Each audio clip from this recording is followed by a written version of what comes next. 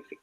Então, bom dia a todos, né? Hoje, nossa reunião de departamento, eu estou na substituição da professora Fernanda Surita, que está de férias.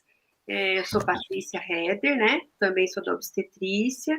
Eu acho que esse tema é muito importante, né? Porque nós trabalhamos no Hospital Amigo da Criança, então, assim, o privilégio, né? Na semana do aleitamento, a gente tem o professor Marcos Renato, né?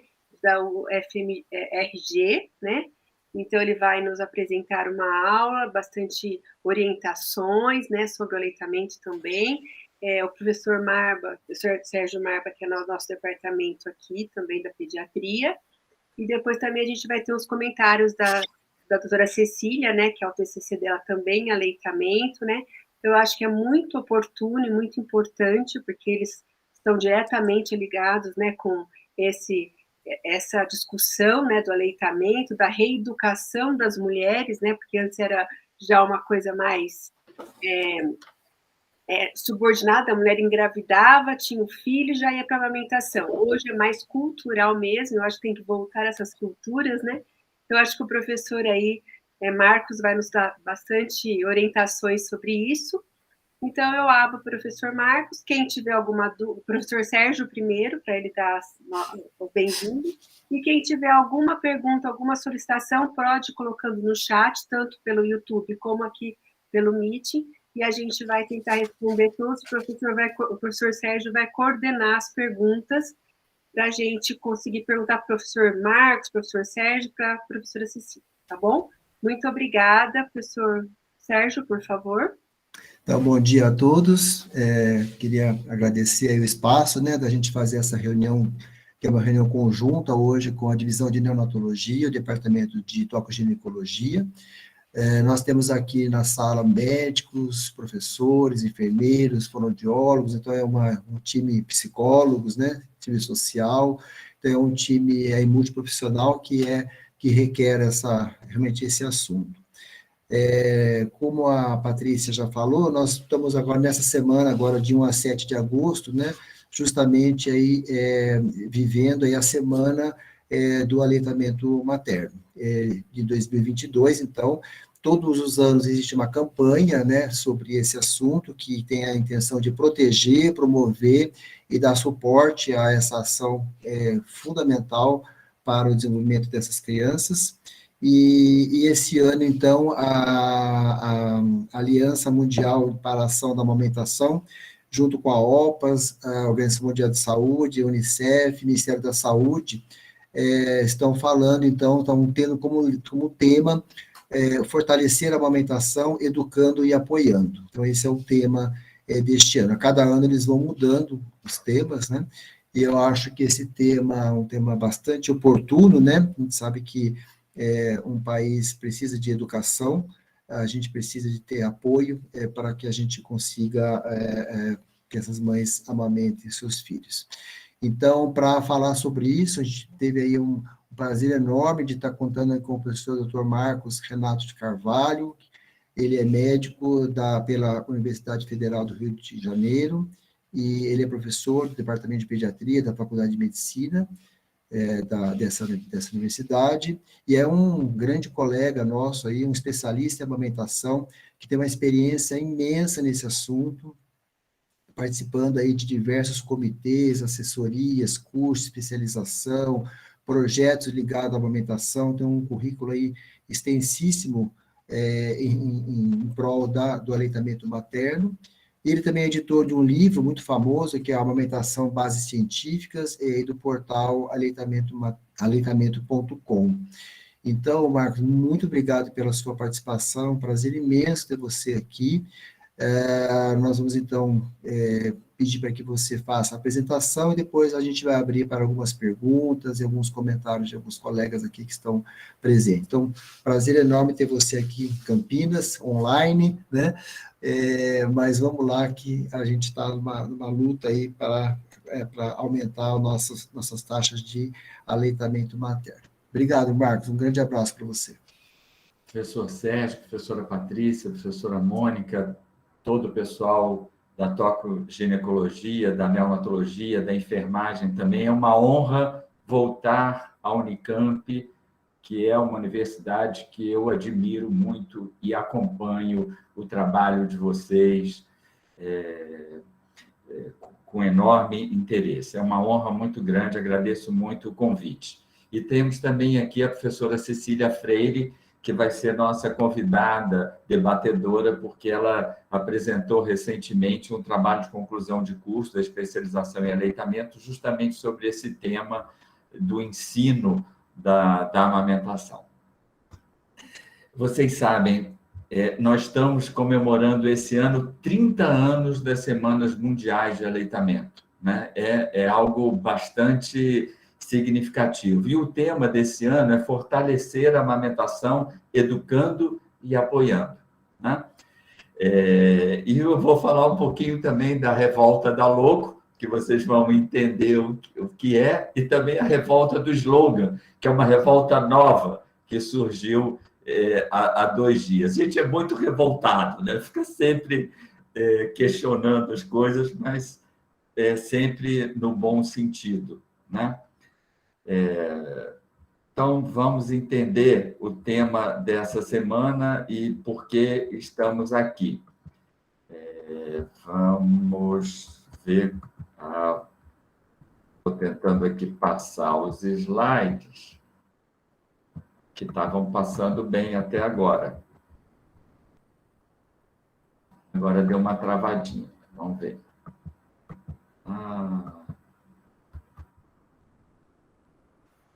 Estava passando até agora, né? Estava passando bem. Agora deu uma travada. Não sei como eu vou fazer aqui. Acho que você vai ter que sair e entrar de novo, viu, Marcos? Será que permitiu também gravar? Às vezes é isso. Não, eu permiti. Vamos tentar de novo. Desculpa, gente. A gente tinha colocado, estava tudo certo. Vamos colocar de novo. Já está Vocês estão vendo a tela? Já. Agora passou, está ótimo. Opa! Essa é a minha declaração de conflitos de interesse positivas. Ou seja, eu estou relacionado a todas essas instituições, redes, ONGs, e visto essas camisas uma em cima da outra, e me dá muita honra de pertencer a esses lugares. Bom, por que estamos reunidos aqui? Paramos os nossos serviços, as nossas atividades na maternidade, nos ambulatórios, né? E eu quero justificar, a gente está aqui por uma boa causa. E a causa principal é o valor do leite humano, né?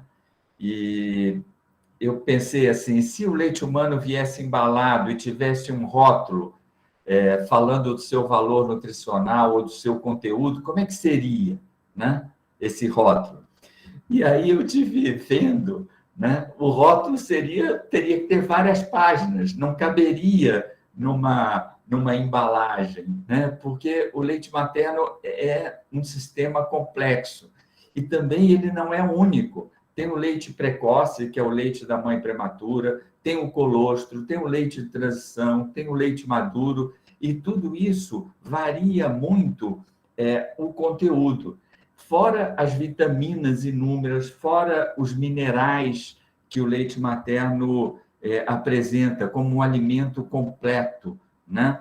E, além disso, é um alimento vivo, é um alimento sustentável, ou seja, é um recurso natural renovável, ele é ecológico, e ele é um alimento funcional, ou seja, um alimento que promove a saúde e protege contra a doença. Então, é algo excepcional, que a gente ainda não conhece como um todo, né? A gente costuma dizer que o leite humano é um imunomodulador, e vocês vão entender por quê. Ele também contém pré-bióticos, ele é probiótico, logo ele é simbiótico, né? E ele é o padrão ouro na alimentação infantil, possibilitando o crescimento e desenvolvimento adequado dos lactentes até 6 meses de vida, e deve ser continuado até 2 anos ou mais. Essa é a recomendação, né? E o que seriam esses pré-bióticos? São carboidratos não digeríveis que afetam beneficamente os lactentes, eles não são absorvidos, né? E servem para as bactérias, servem para justamente os probióticos, os micro-organismos vivos que conferem benefícios à saúde desse lactente. E ele é simbiótico, porque ele é probiótico mais pré-biótico combinado. Eu me lembro, Sérgio, eu sou do tempo que o leite materno era estéril, né? A gente dizia que ele é estéril, quer dizer, um erro enorme, né? na concepção microbiológica. Ele é cheio de bactérias, mas cheio de bactérias do bem que protegem contra as bactérias patológicas, né? Então, eu gosto muito desse post, né? O leite materno é pré-biótico, é probiótico, é simbiótico, é um antibiótico, que a gente pode dizer assim, é um love biótico, né? É um alimento de amor também, isso não é palpável, né? Não é mensurável. Então, essa foi uma descoberta mais importante dos últimos anos, né? O século passado foi o século dos antibióticos, esse século é o século dos probióticos, ou seja, a gente está descobrindo o microbioma, né? E a gente está cada vez mais descobrindo bactérias no leite materno. Isso é muito bom, né? Já foram catalogadas mais de 700 espécies desses micro-organismos, né? Agora, com a pesquisa genômica, a gente consegue detectar esses genes dessas bactérias e perceber como a flora bacteriana é rica. Por isso que o leite materno é tão protetor contra infecções bacterianas, contra protozoários, contra vírus, né? Então, uma colherzinha de leite materno tem 3 milhões de células imunitárias. Um caminhão de fórmula infantil não vai ter nenhuma, porque o leite materno é um líquido vivo, né, que contém células brancas. Então, é muito bacana, a população antigamente chamava o leite materno de sangue branco. Tem uma propriedade nisso, porque só não tem hemoglobina, né? Só não tem a série vermelha. Mas o leite materno tem muitas células leucócitos, tem os macrófagos que produzem interferon, que estocam imunoglobulina A, tem neutrófilos que faz fagocitose, tem os linfócitos T que produzem interferon, tem os linfócitos B que produzem a imunoglobulina, os anticorpos. Então, é um líquido vivo que é extremamente protetor, né? Por isso que, durante a pandemia, a gente lançou essa campanha, Vacine 1, Imunize 2. Ou seja, as lactantes devem ter prioridade para receber as vacinas contra a Covid, porque elas passam esses anticorpos protetores contra a Covid através do seu leite, protegendo os lactentes, já que eles não podem ainda ser vacinados, né? Então, cada vez mais a gente descobre algo novo no leite materno. Então, o leite materno, por exemplo, contém células-tronco, né? Isso deve ter um efeito enorme sobre a mucosa intestinal e a absorção dessas células-tronco chegando a outros lugares do organismo, né? Além do leite materno, tem os benefícios da amamentação para o sistema estomatognático do bebê. Ou seja, o bebê que é amamentado, ele não é um respirador bucal, ele é um respirador nasal, e isso é muito bom para a fonoaudiologia, para a proteção otorrinolaringológica desse bebê, evitando otite, né? Evitando amidalites, evitando infecções respiratórias altas. Então, que bom que aqui a gente está interdisciplinar, né? Porque o enfoque odontofonoaudiológico mudou a assistência e abordagem do manejo clínico da lactação nos últimos anos. Quer dizer, graças à fono e às odontos, a gente descobriu como é que é o mecanismo de sucção do bebê e como ele é importante para o desenvolvimento orofacial.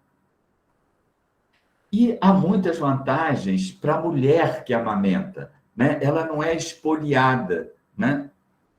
A gente sabe que a mulher que amamenta tem menos câncer de mama, de útero, de ovário, tem menos risco de osteoporose pós-menopausa, diminui a chance do infarto do miocárdio, além de empoderar, dar prazer, aumentar a autoestima dessa mulher, né? E a ocitocina faz com que haja uma involução uterina, diminuindo o risco de hemorragia no pós-parto e diminuindo a anemia. Então, é muito bom para a mulher amamentar também.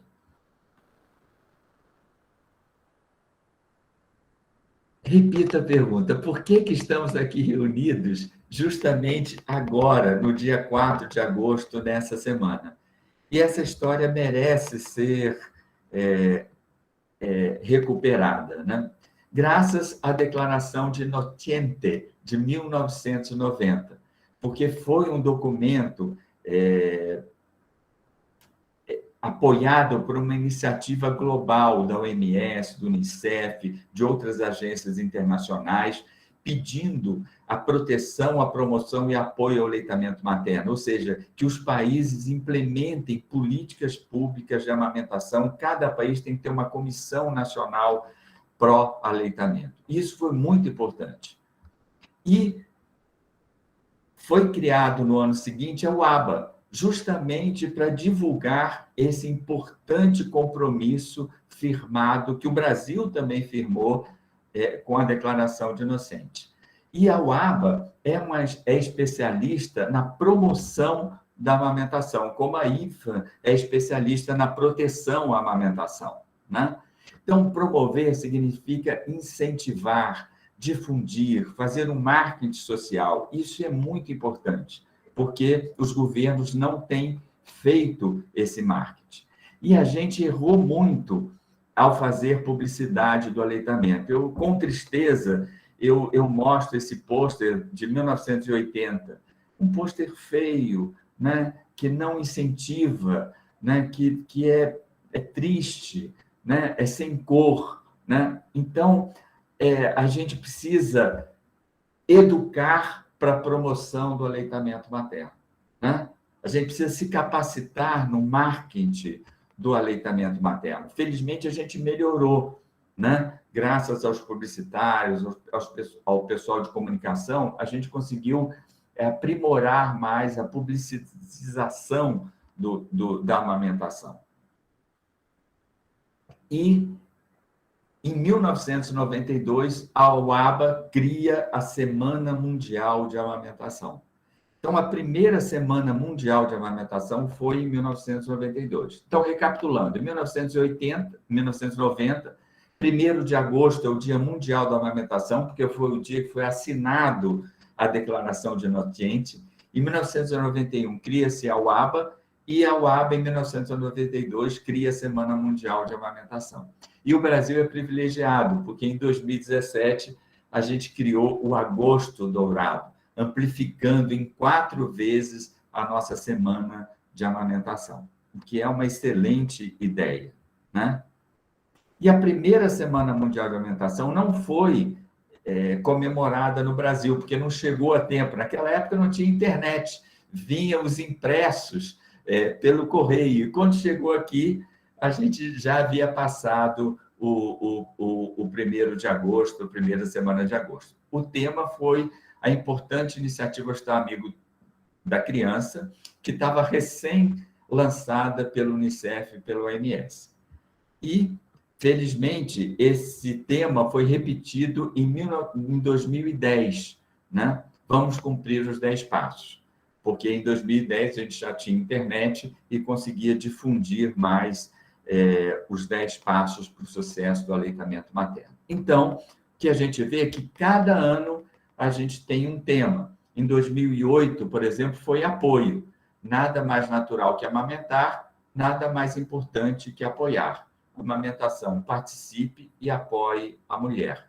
Então, a Dira Paz, querida, junto com a sua mãe e junto com seu filho, foram a madrinha da semana em 2008.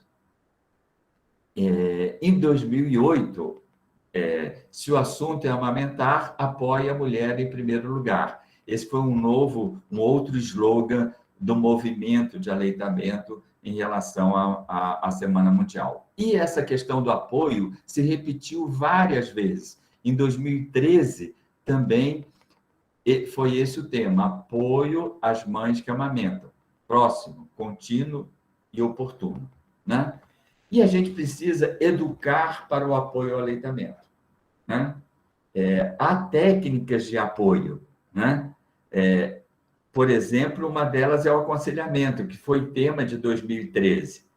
Esse pôster, infelizmente, não é adequado, né? Porque essa profissional de saúde não está ouvindo esse casal, né? O slogan tá bom. Tão importante como amamentar seu bebê é ter alguém que escute você, para chamar a atenção da habilidade de comunicação que a gente precisa ter, de escutar essa família, né? Antes de ficar dando aula para eles, né? Eu gosto muito dessa frase, né? E ainda que eu tivesse o dom de curar e conhecesse todas as técnicas de clínica da lactação, os mistérios e toda a ciência da amamentação, e não aplicasse a postura de aconselhamento, nada adiantaria. Então, o aconselhamento mudou a minha prática clínica da lactação. Então, todo um profissional que quer apoiar verdadeiramente esse binômio tem que ser capacitado em aconselhamento. E a série de The Lancet, de 2016, confirma: mulheres são 2,5 vezes mais propensas a amamentar quando essa prática é protegida, promovida e apoiada. Então, por isso que a gente insiste nesse tripé básico da amamentação, né? O nosso querido César Victor foi um dos autores dessa série publicada no The Lancet, que é excepcional e que a gente recomenda que todos leiam. E houve algo novo no ano passado. No ano passado, a gente comemorou 40 anos do Código Internacional de Comercialização de Substitutos de Leite Materno. E, como ele foi assinado na Assembleia Mundial de Saúde em 21 de maio de 1981, a gente colocou dia 21 de maio como o Dia Mundial de Proteção à Amamentação. E a gente precisa educar para a proteção do aleitamento. Então, educar para conhecer a NBCAL. Esse foi o tema da Semana Mundial do ano passado. A gente fez um seminário para entender o que é proteger a amamentação.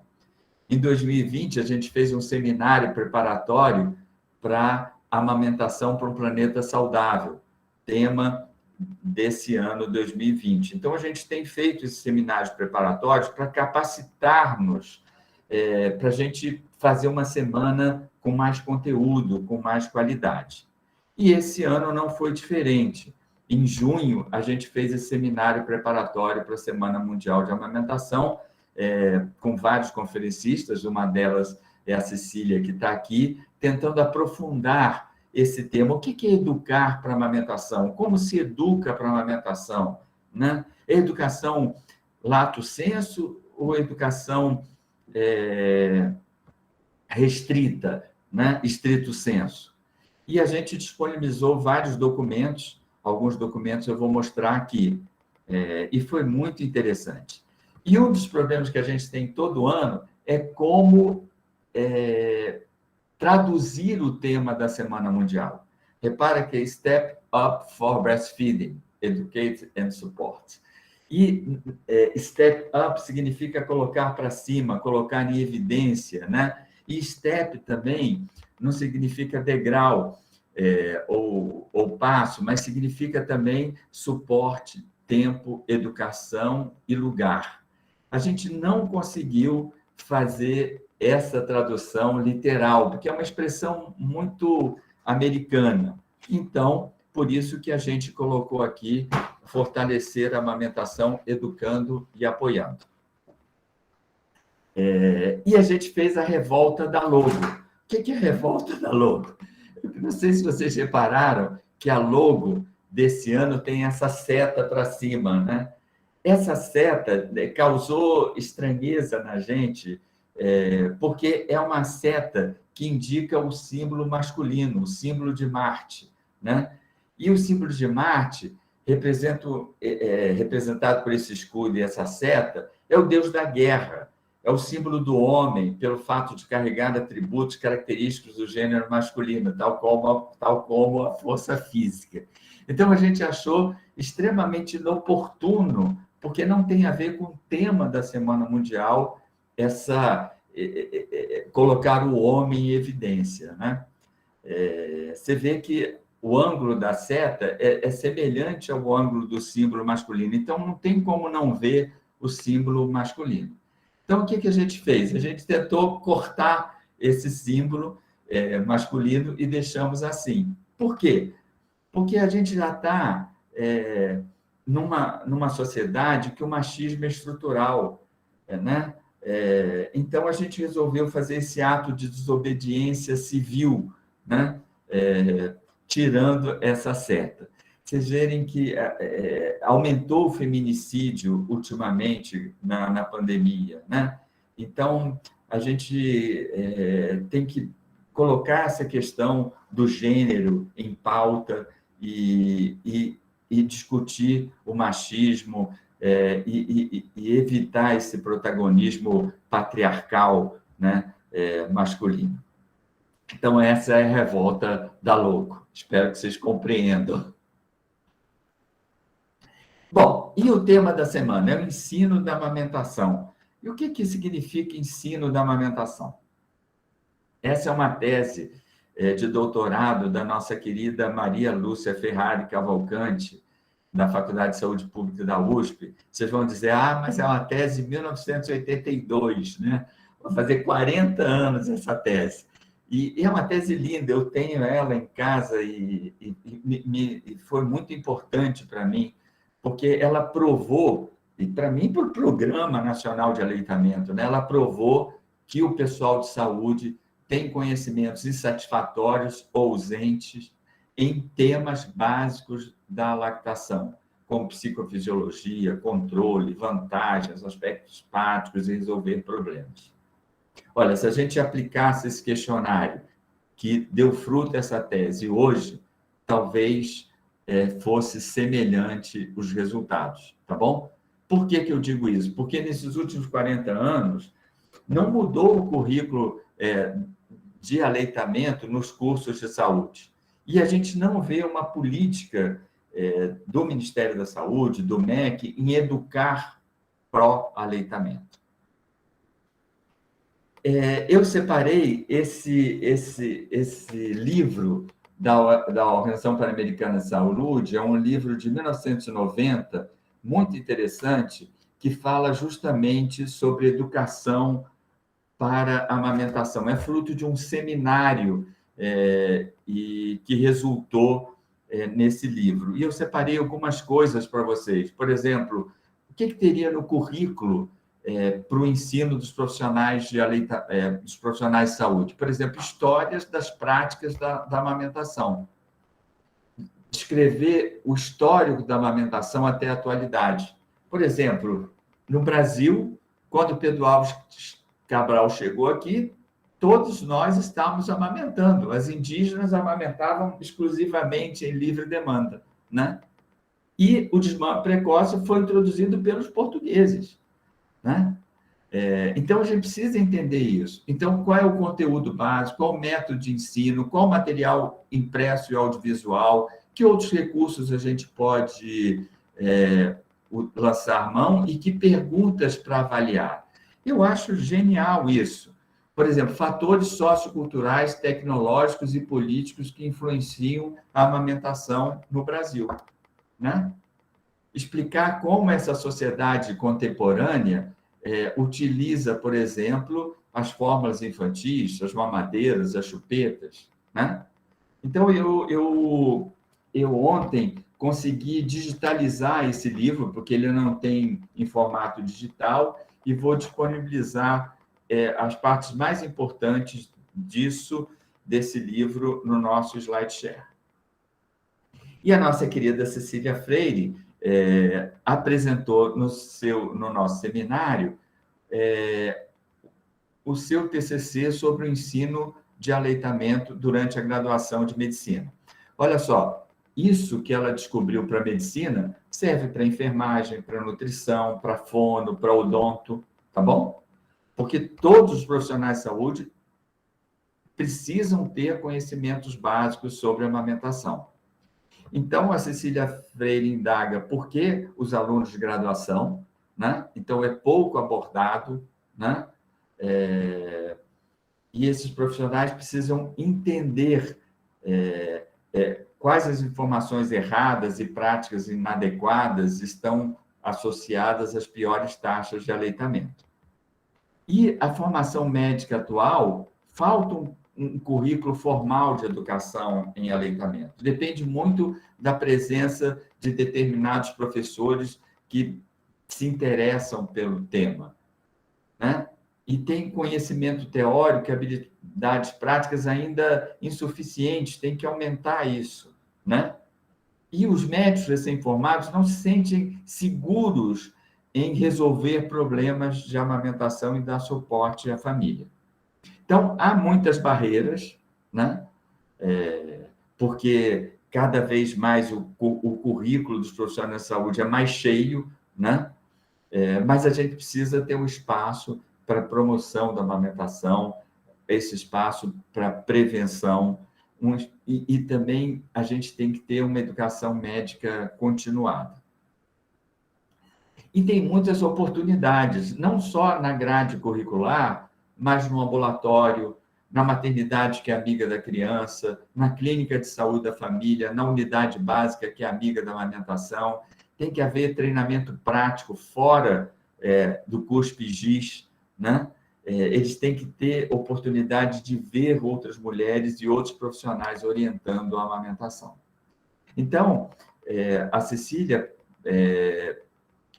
nos mostra as recomendações da OMS, do Unicef e da Academia de Medicina de Amamentação, que é uma academia americana muito interessante. E fala das competências baseadas nos conhecimentos. Por exemplo, compreender os 10 passos da IAC, compreender o impacto da gravidez, parto e nascimento e outras práticas de cuidados em saúde nos resultados da amamentação. Então, tem 12 competências básicas. E tem também habilidades básicas. Obter uma história detalhada, realizar o exame da mama com foco na amamentação, reconhecer os efeitos do parto e das intervenções do parto no início da amamentação, né? Então, não basta o conhecimento, você tem que ter habilidades, né, também. E uma coisa que a gente precisa ter é o conhecimento da psicofisiologia da lactação, porque isso ainda não está claro, né? Eu gosto muito dessa imagem que tem no capítulo de anatomia do nosso site, né? O maestro da orquestra é o hipotálamo. A orquestra é a mama que produz a música, a mama que produz o leite, né? Aí a Patrícia pode perguntar, mas e os profissionais de saúde? Os profissionais de saúde é o público que aplaude, ou são os produtores que estão nos bastidores para que o maestro e a orquestra produzam o melhor leite. Então, os profissionais de saúde é a rede de apoio dessa orquestra, né? Para que ela faça o seu melhor. Então, uma das coisas que eu tenho falado muito é que o leite posterior pode vir antes do leite anterior, né? Então, a gente precisa conhecer mais a psicofisiologia da lactação. Liberar o leite posterior não depende da sucção, depende de pensar no bebê, emocionar-se com o bebê, estar tranquila, estar apoiada. O bebê pode sugar 30 minutos, 40 minutos e a ocitocina não ser liberada. Então, a gente tem que entender que esses reflexos neuroendócrinos de produção de leite e de ejeção láctea são independentes, não sequenciais e são complementares, né? Então, a gente precisa aprimorar esse conhecimento da psicofisiologia da lactação. E um outro desafio é que a gente tem que compreender a amamentação de forma diversa e inclusiva. a gente tem que compreender que um homem trans pode amamentar, uma mulher trans pode amamentar, que a mama negra tem umas características peculiares. É muito difícil, por exemplo, você perceber uma inflamação numa mama negra. Então, a gente tem que ser capacitado para isso, né? Perceber como a população indígena ou quilombola amamenta. Então, uma outra aluna nossa da pós, a pediatra Ana Carolina Lorga Salles, criou uma cartilha para o atendimento inclusivo de lactação. Essa cartilha está no nosso SlideShare e pode ser baixada. E é muito interessante, a gente precisa se capacitar nisso, né? Entender o que é orientação sexual, expressão de gênero, identidade de gênero, o que é sexo biológico, para não cometer nenhuma gafe, para não fazer julgamento moral e para ser acolhedor com esses novos casais homoafetivos, tá bom? Então, esse é um tema emergente que a gente precisa educar. E aqui a revolta do slogan, né? O Ministério da Saúde ignora, mais uma vez, o slogan e o tema proposto pela OABA, né? E lançou como tema: apoiar a amamentação é cuidar do futuro. Já não é a primeira vez que o Ministério da Saúde não respeita os temas da Semana Mundial e ele pega o briefing, eu acho, da UABA, entrega para uma agência de publicidade e a agência de publicidade faz qualquer coisa. Então, é algo muito parecido com as outras publicidades, outros posts do Ministério da Saúde de anos atrás. E é uma pena que o Ministério da Saúde não trabalhe junto com a UABA e junto com o movimento, porque o movimento de amamentação, que é muito forte no Brasil, nas redes sociais, já está trabalhando esse tema, fortalecer a amamentação, educando e apoiando, já há mais de 2 meses. E o Ministério da Saúde, essa semana, dia 1º de agosto, lança esse outro tema. Então, parece uma competição que não deveria existir, e sim uma comunicação integrada. E olha só que interessante, esse tema desse ano já foi tema em 1999. E o slogan era: amamentar é educar para a vida. Um lindo slogan, né? Então, em 1999, a gente já se aproximou desse tema. E não tratar a educação apenas como treinamento e capacitação, mas tratar a educação de uma forma mais ampla, talvez envolvendo o MEC, né? O Ministério da Educação e Cultura, talvez envolvendo a Unesco, porque a Unesco é de Educação e Cultura, e não só o Ministério da Saúde, a Unicef, ou a OMS, ou a OPS. E a UABA lança todo ano, em maio, dia 31 de maio, a gente colocou no nosso SlideShare o folder da Semana Mundial desse ano em inglês. E, felizmente, esse folder foi traduzido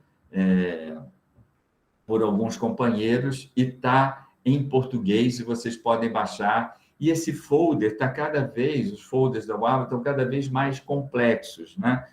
Mais ricos em conteúdo. Então, por exemplo, na introdução, fala do impacto da pandemia da Covid e dos conflitos geopolíticos que a gente está vivendo agora, como tem ampliado e aprofundado as desigualdades, colocando mais pessoas em segurança alimentar. E como a amamentação pode contribuir nesse contexto tão negativo, né? E o folder está muito bom, porque fala sobre desafio e apoios necessários para a amamentação. Primeiro, nos cuidados pré-natais, né? Preparar-se para a amamentação com aconselhamento. Não preparar a mama, preparar com informação adequada. E, em homenagem ao Departamento de Tocoginecologia e os neonatologistas aqui presentes, eu trouxe esse artigo que me é muito caro, né? O impacto do início da amamentação na mortalidade neonatal. É uma pesquisa feita em Gana com quase 11 mil crianças, mostrando que a mortalidade neonatal diminui em 16% se a amamentação ocorre no primeiro dia. E a mortalidade neonatal diminui em 22% se a amamentação ocorre na primeira hora. Eu tenho certeza que, se houvesse um medicamento que fizesse esse impacto, todas as UTIs neonatais, todas as maternidades teriam esse medicamento. No entanto, não é um medicamento, é algo muito mais barato, muito mais acessível, que é uma mudança de prática, né, que a gente precisa adotar. Por isso que eu coloquei aqui, o folder fala dos desafios durante o trabalho de parto e cita a política do Hospital Amigo da Criança e a política dos cuidados amigos da mãe. Fala também do período pós-natal, da importância do acompanhamento da puericultura, do follow-up, né, da integração com a rede básica de saúde. E fala dos desafios durante o cuidado contínuo, né? Então, a gente tem que ter um link entre o pré-natal, o parto, a maternidade e o pós-natal na rede básica, né? Isso que a UABA, já há muito tempo, já há pelo menos 6 anos, fala da linha de cuidado pró-amamentação, tentando fazer uma ligação entre o cuidado pré-natal, o cuidado ao parto e o cuidado pós-natal. E a gente também fala isso, a amamentação bem-sucedida começa com parto humanizado, começa sem violência obstétrica, né? Com cuidado cálido, né? Então, a gestação, o parto, o nascimento tem que ser um contínuo.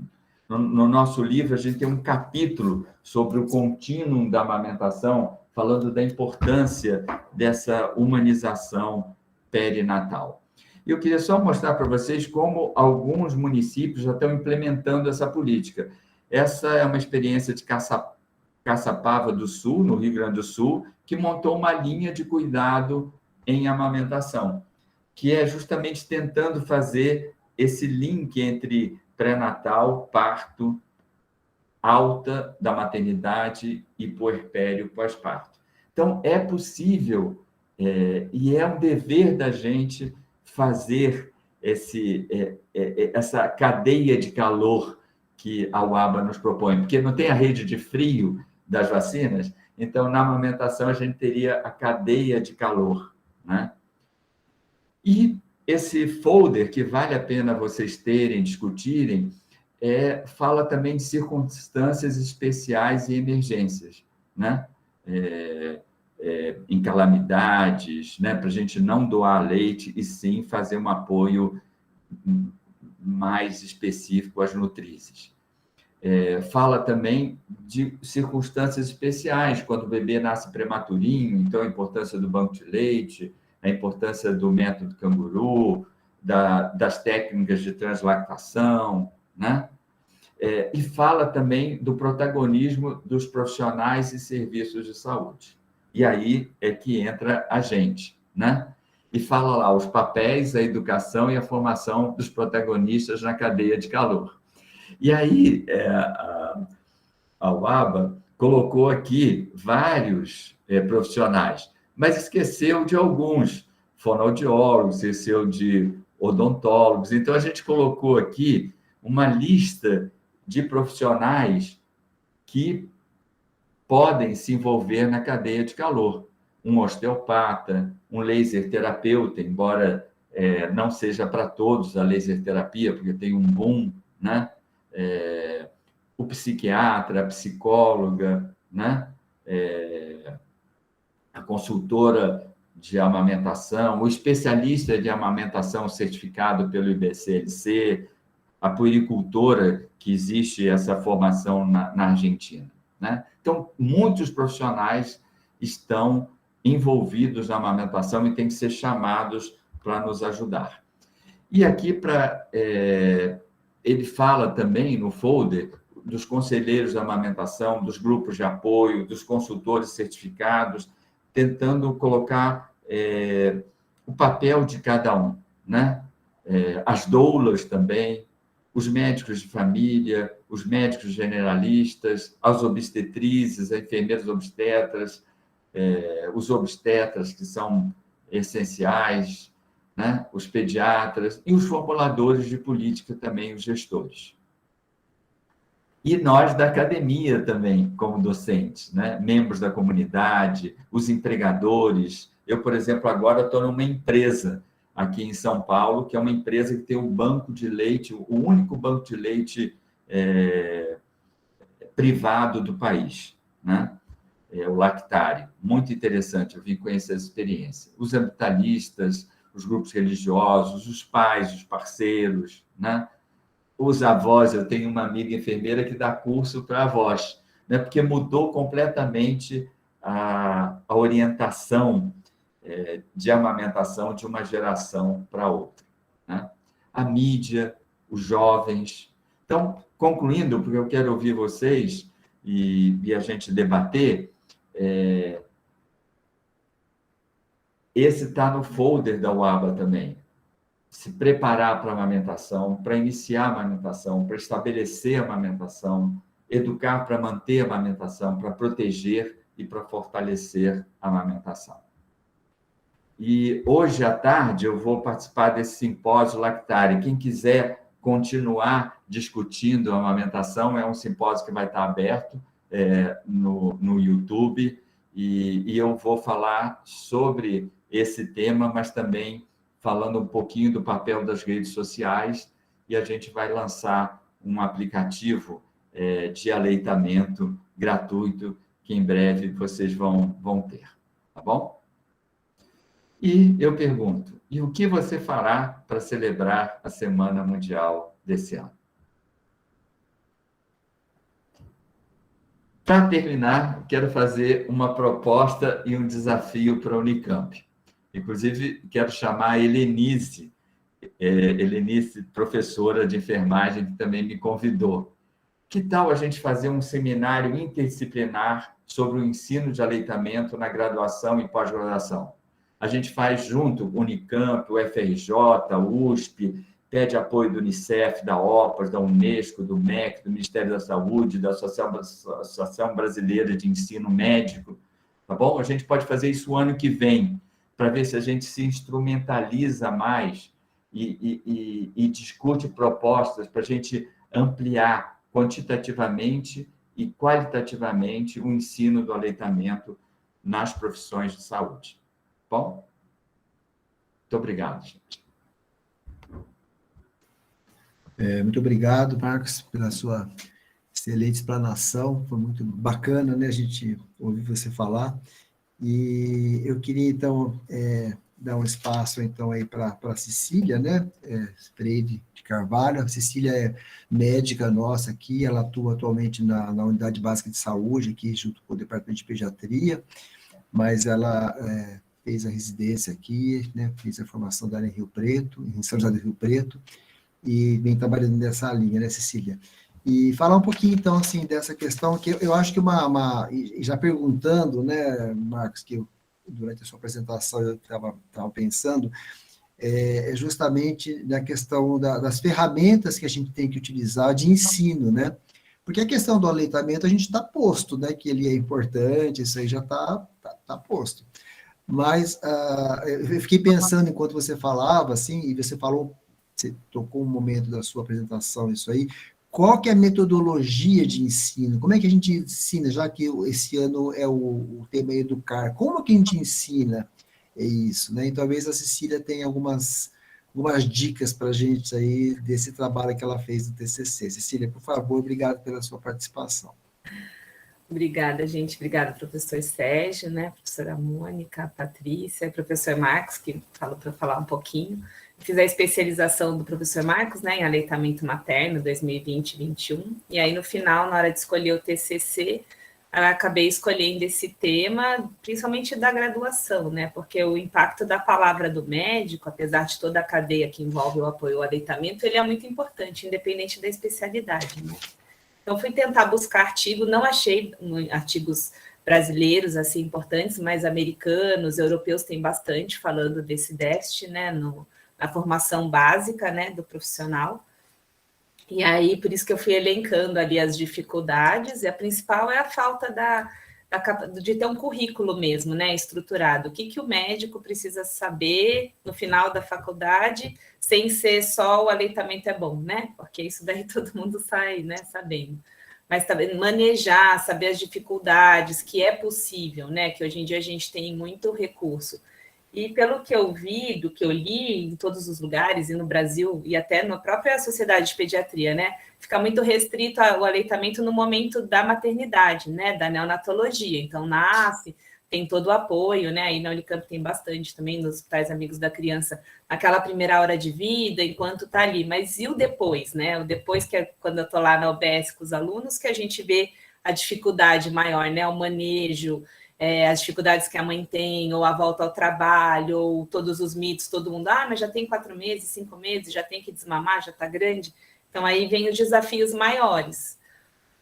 Aí, como proposta, eu não sei se talvez a gente estruturar um currículo, algumas práticas, sabe? Ter algum ambulatório voltado pós, né? Pós-alta maternidade, né? Para manejo, porque as complicações geralmente vêm depois, né? Com 5 dias, 1 semana. E talvez aí é um desafio, né, professor? Teria que estudar mais aí possibilidade de como a gente poderia estar inserindo esse conhecimento, que eu acho que falta a parte do manejo clínico, né, para o médico e às vezes até para o pediatra pós-maternidade, né, pós-alta.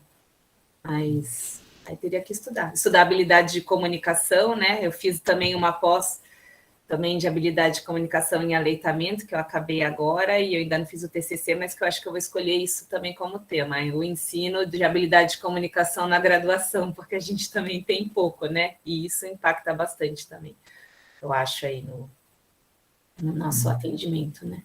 Eu acho que eu queria até aproveitar, né, assim, um pouco da sua fala, né, Cília, Marcos. A gente aqui tem no CAISM, queria até destacar aqui um trabalho bem grande, né?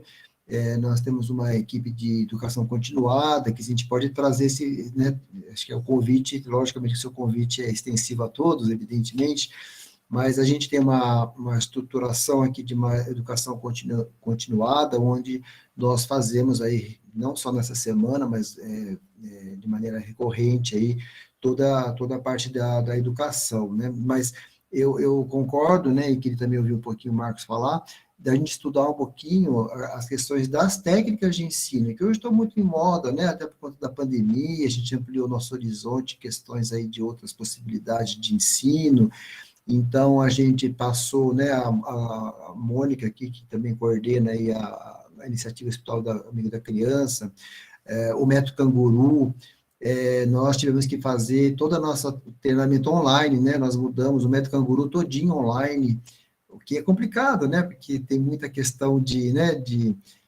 contato, de olho no olho, então, lógico, algumas práticas a gente manteve, mas a gente estruturou todinho ele online. Deu certo, não vou dizer que não deu certo, mas até deu certo demais, até. As aulas também do IAC, né, Mônica, a gente teve que passar todas elas para online, ou seja, a gente, nessa proposta aí do Marcos, aí, seria muito bacana a gente estudar justamente essas questões de técnicas, né, então, técnicas metodológicas de ensino, também tem a professora Eliana Amaral, que está aqui com a gente, também que tem um domínio muito grande sobre essas questões de ensino, também poderia também contribuir, porque a gente tem aí, né, o IAC, né, tem o Banco de Leite Humano, que tem todo um treinamento também que é necessário fazer, o método Canguru, então são todas iniciativas que o CAISM tem, que a gente abraça, e trabalha intensamente com esse grupo aí imenso aí do CAISM, dentro desse setor aí que a gente chamaria de educação continuada, né? Então, eu queria ouvir um pouquinho de você, Marcos, assim, o que você acha de metodologias de ensino? São várias, tem uma melhor, enfim, alguma coisa desse sentido.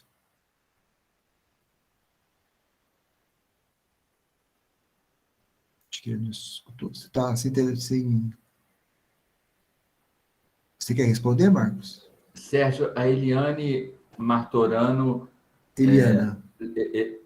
Eliana levantou a mão também. Então, por favor, Por favor, Eliana. Oi, gente, bom dia. Que bom, parabéns aí pela apresentação, acho que ela é uma apresentação sintética e muito útil, né, que precisa ser disseminada, e ainda bem que a gente tem isso fica depois disponível. Eu queria fazer 2 comentários, um é de cunho pessoal, de experiência pessoal, e o segundo é respondendo um pouco a questão do Sérgio.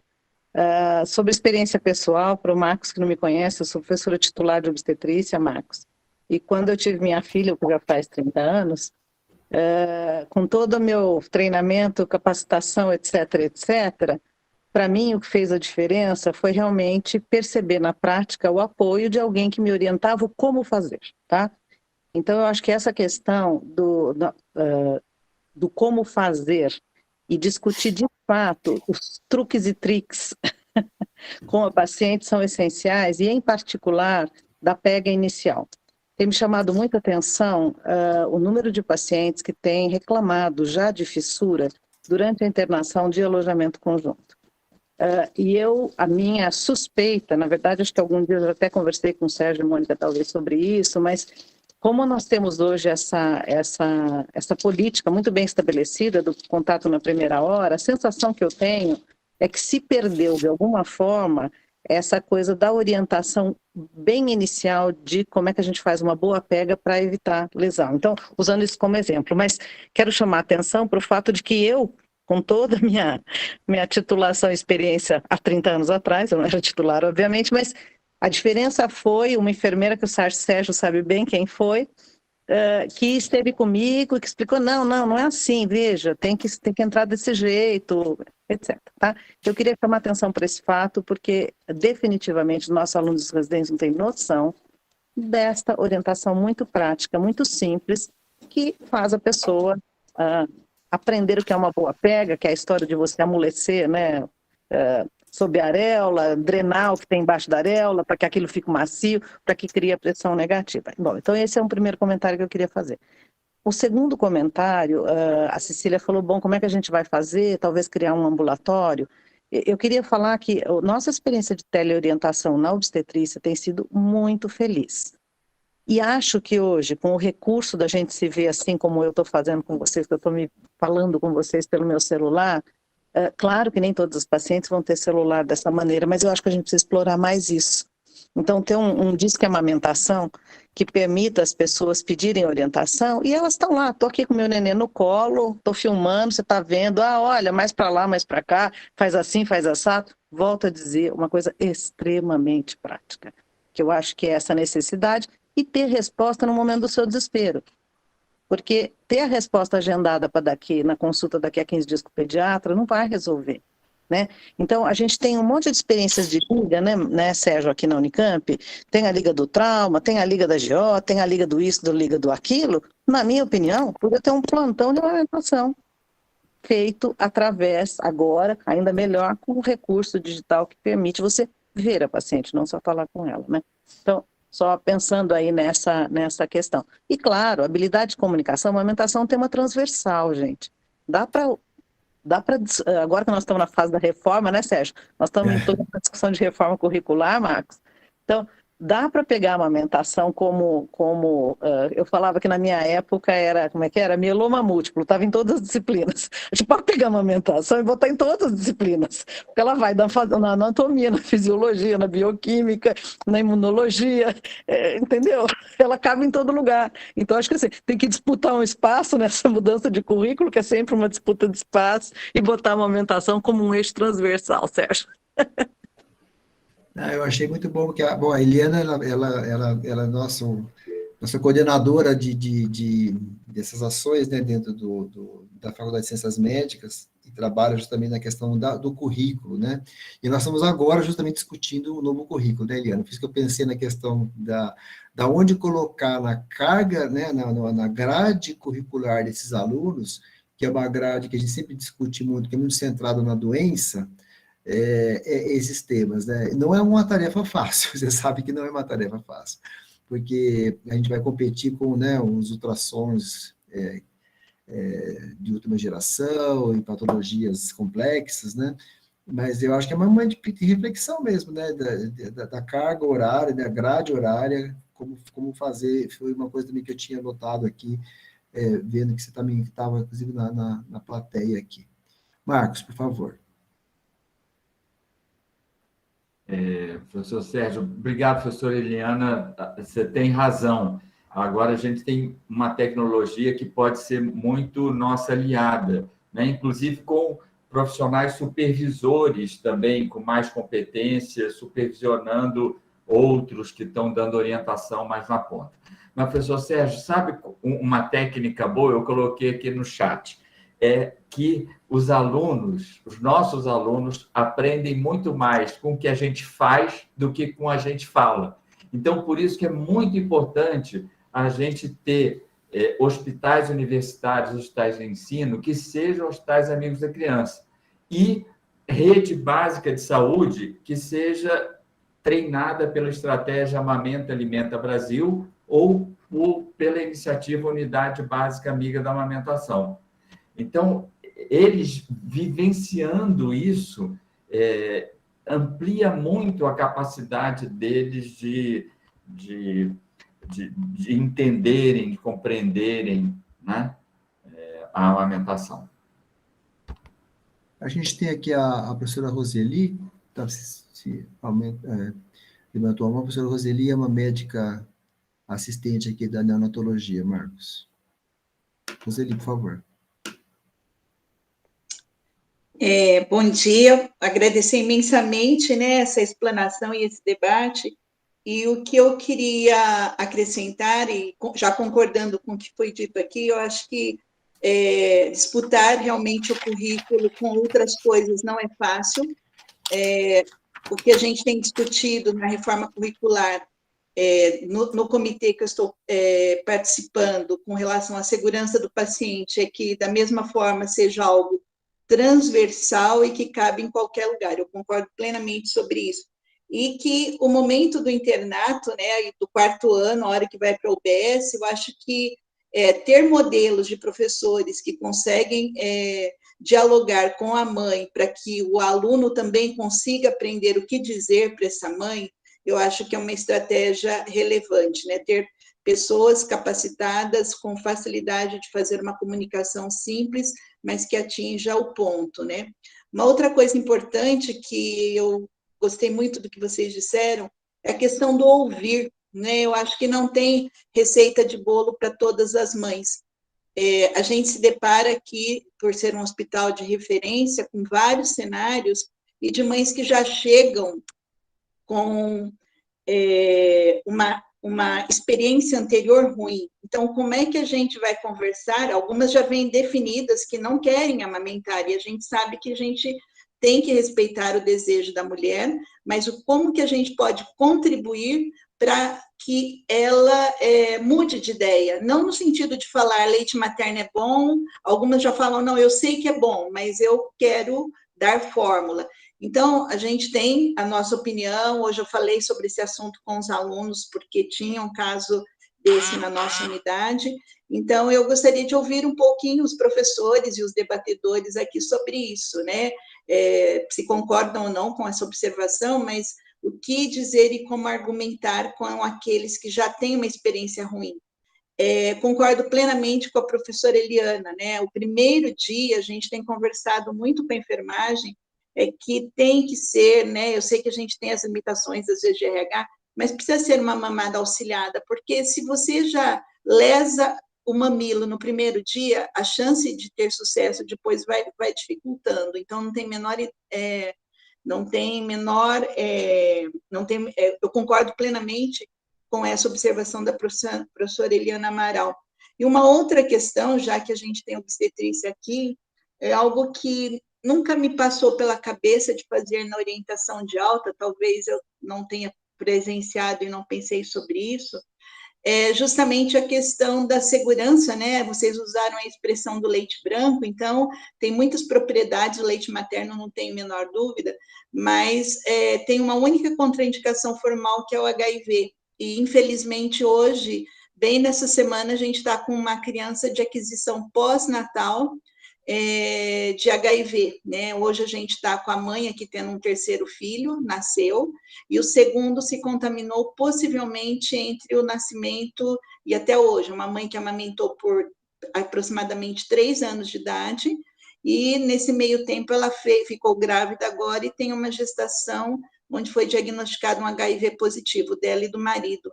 Então, assim, eu acho que a gente tem que, sim, valorizar o leite, mas o aleitamento, eu não tenho a menor dúvida, mas a questão do sexo com proteção, ou as questões de uma retestagem nessas amamentações prolongadas, enfim, eu sei que são condições de exceção, mas que nos preocupa, né? Porque a gente sabe do risco que tem. Não sei se vocês têm algum comentário sobre essas coisas, porque foi tudo que aconteceu hoje nessa manhã antes de chegar aqui, tá bom? Muito obrigada.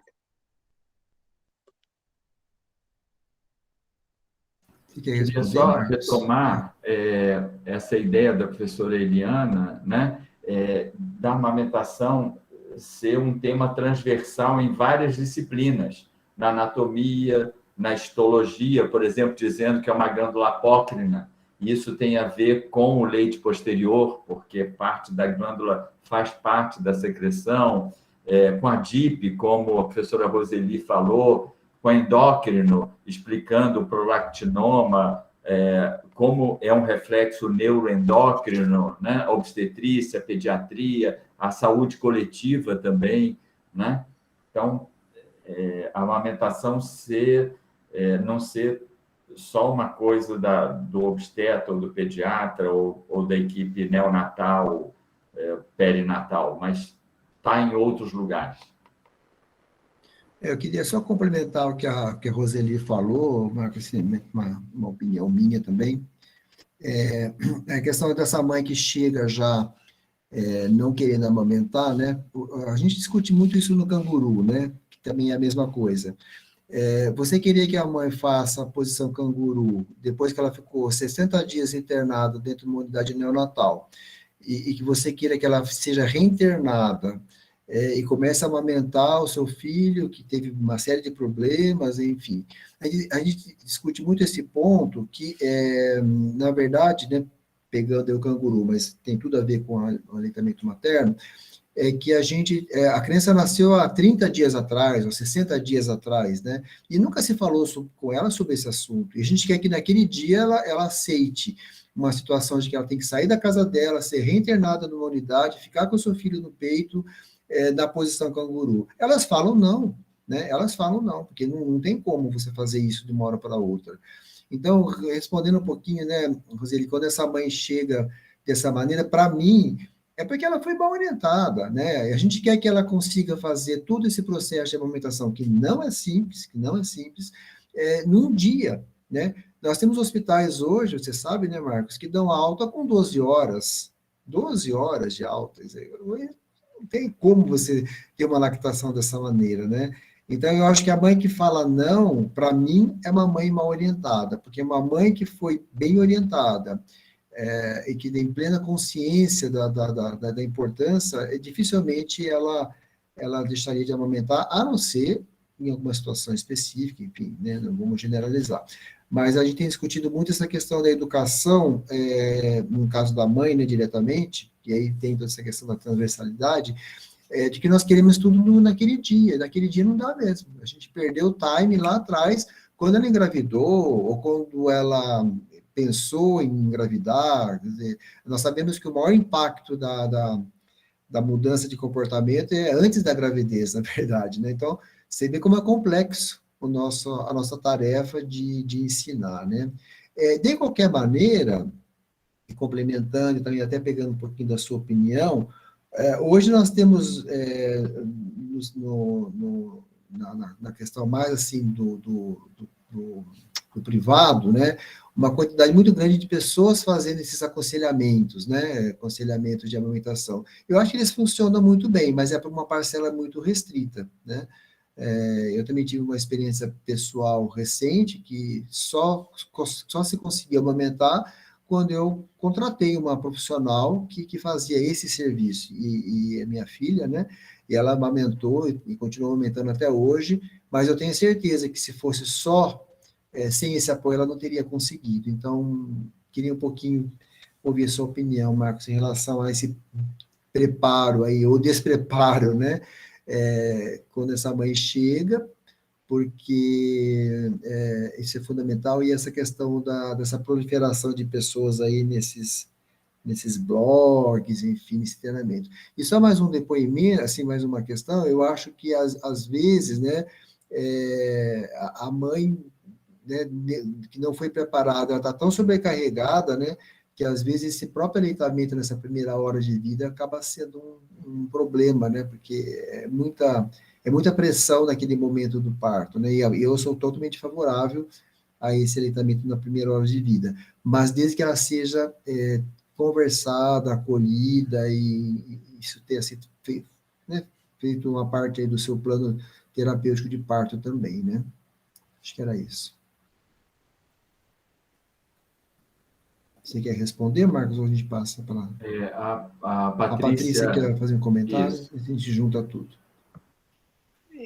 Não, só para falar, né, que eu até coloquei lá aí dos ensinos, né, dos profissionais, que eu acho que eles são os profissionais do futuro, porque a gente fica muito angustiada como obstetra, como tão amigo da criança, né, que a gente tem toda essa orientação, a translactação, a gente fazendo alto risco, né, a translactação, canguru, para os bebês pré-termos, é tudo.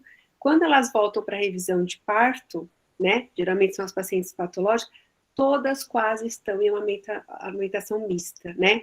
Não pelas nossas orientações, mas eu vejo que muitas já procuraram o pediatra ou o OBS ou o obstetra da área, principalmente se já passou numa revisão pós-parto, né, da região, e elas já vêm aleitamento misto, que eu acho que é aquela coisa do pesar mais precoce do bebê, né, de acalmar essa mulher que o bebê está mamando, que não é 3 horas, um minuto mamando e 3 horas de descanso, né?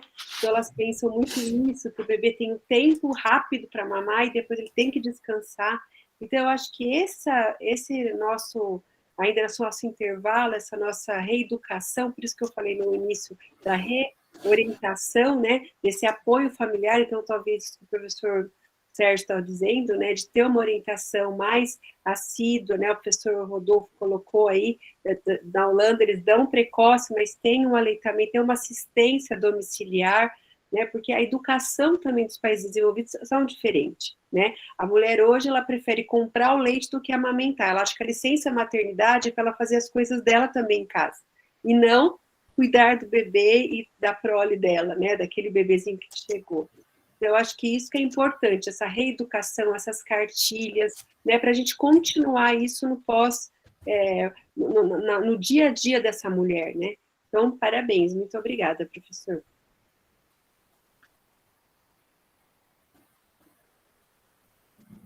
Acho que você podia responder algumas questões aí, Marcos, por favor? São muitas questões e muito complexas, né?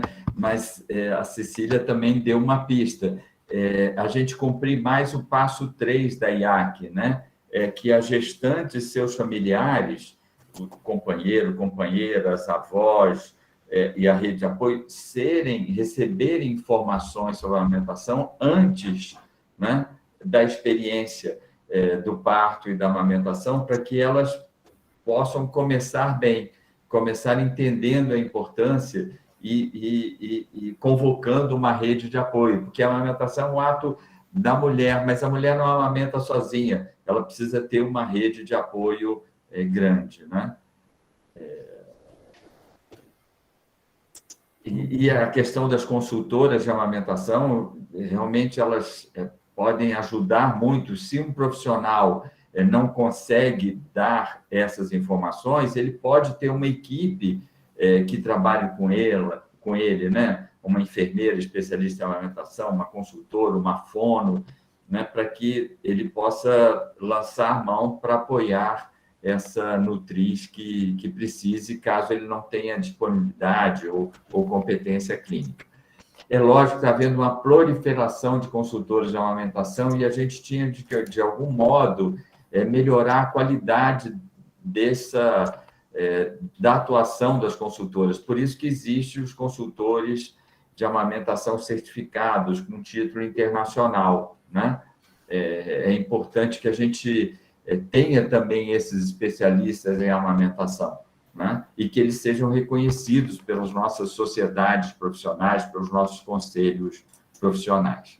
Agora, a Roseli levantou. Era dentro dessa linha promover ser um pouco mais proativo. Eu não tenho muito contato com atenção básica.